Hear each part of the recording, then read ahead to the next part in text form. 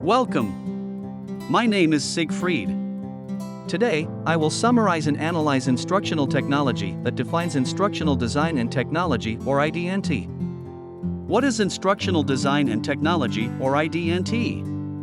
According to AECT Definition and Terminology Committee, 2008, it is the study and ethical practice of facilitating learning and improving performance by creating, using, and managing appropriate technological processes and resources. Are you confused? Let me provide you with a brief historical background on how the current definition of instructional design and technology came to be. Early definitions of instructional technology focused on instructional media, the physical means of presenting instruction to learners. Through the 1920s, there was a marked increase in the use of visual materials such as films, pictures, and lantern slides in public schools. These activities were all part of what has become known as the visual instruction movement. From the late 1920s through the 1940s, the field's focus shifted from visual instruction to audiovisual instruction because of advances in such media as sound recordings, radio broadcasting, and motion pictures with sound. This media interest continued through the 1950s with the growth of television. Thus, during the first half of the 20th century, most individuals involved in the field that we now call instructional technology focused on instructional media. Beginning in the 1950s and particularly during the 1960s and 1970s, several leaders in the field of education began discussing instructional technology differently, that is, rather than equating it with media, they discussed it as being a process. In 1963, the first definition to be approved by a significant professional organization within the field of educational technology was published, and it, too, indicated that the field was not simply about media. The Department of Audiovisual Instruction, now known as the Association for Educational Communications and Technology, this definition was a departure from the traditional view of the field in several important respects. Rather than focusing on media, the definition focused on the design and use of messages which control the learning process. The definition statement identified a series of steps individuals should undertake in designing and using such messages. These steps, which included planning, production, selection, utilization, and management, are similar to several of the major steps often associated with what has become known as systematic instructional design, more often referred to as instructional design. In addition, the definition statement emphasized learning rather than instruction. The following major definition statement was produced in 1970 by the Commission on Instructional Technology. The Commission was established and funded by the United States government to examine the potential benefits and problems associated with the increased use of instructional technology in schools. The first definition reflected the older view of instructional technology, stating, in its more familiar sense, it means the media born of the communications revolution which can be used for instructional purposes alongside the teacher, textbook, and blackboard. The pieces that make up instructional technology include television, films, overhead projectors, computers, and other items of hardware and software. The second and less familiar definition of instructional technology goes beyond any particular medium or device. In this sense, instructional technology is more than the sum of its parts.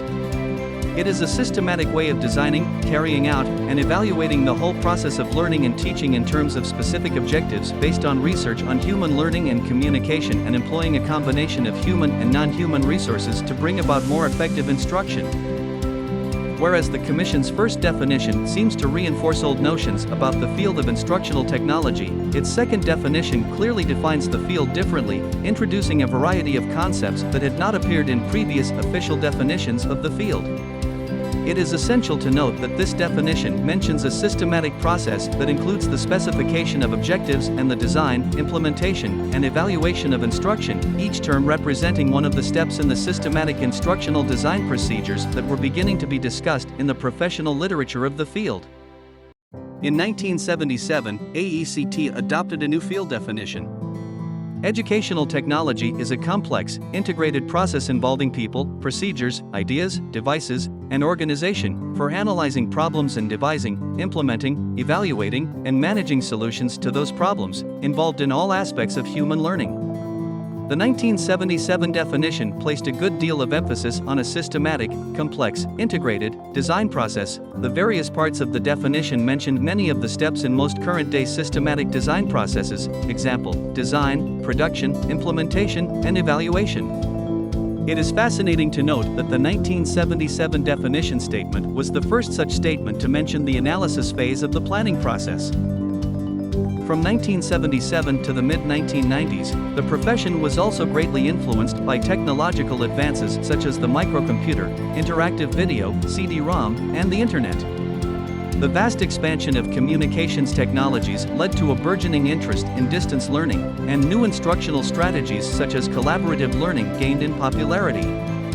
AECT published Instructional Technology, the definitions and domains of the field. This book contains a detailed description of the field, as well as the following concise definition statement that states instructional technology is the theory and practice of design, development, utilization, management, and evaluation of processes and resources for learning. As is evident in the definition, the field is described in terms of 5 domains: design, development, utilization, management, and evaluation, or 5 areas of study and practice within the field. The 1994 definition does not describe the field as process-oriented.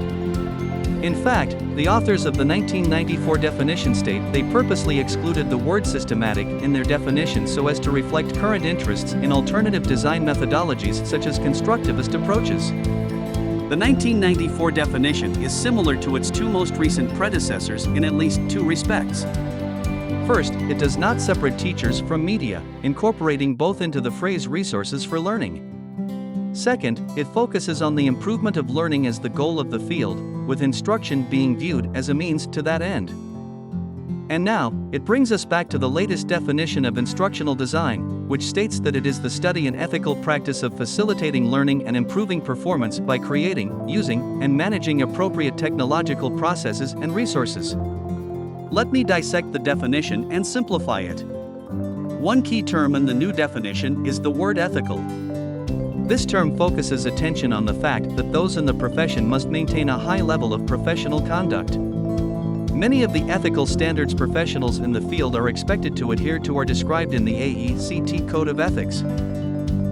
The new definition also focuses on the notion that the instructional interventions created by professionals in the field are intended to facilitate learning. It recognizes learners' important role in determining what they will learn, regardless of the instructional intervention they are exposed to. It also indicates that one of the goals of professionals in the field is to improve performance. This term emphasizes that it is not sufficient to simply help learners acquire inert knowledge. Instead, the goal should be to help learners apply the new skills and knowledge they have acquired. It also uses the words creating, using, and managing to describe the major functions performed by educational technology professionals. The creation function includes all of the steps involved in the generation of instructional interventions and learning environments, including analysis, design, development, implementation, and evaluation. The utilization function includes the selection, diffusion, and institutionalization of instructional methods and materials. And the management function incorporates project, delivery system, personnel, and information management. My thoughts are that the definition and function of instruction design must go together with the emergence of technology. According to Reiser and Dempsey, regardless of the term that is used as the label for our field and the specific definition you prefer, it is important to understand the ideas and practices that are associated with the field, and the trends and issues that are likely to affect it. Thank you for watching my presentation. I will see you at the next one.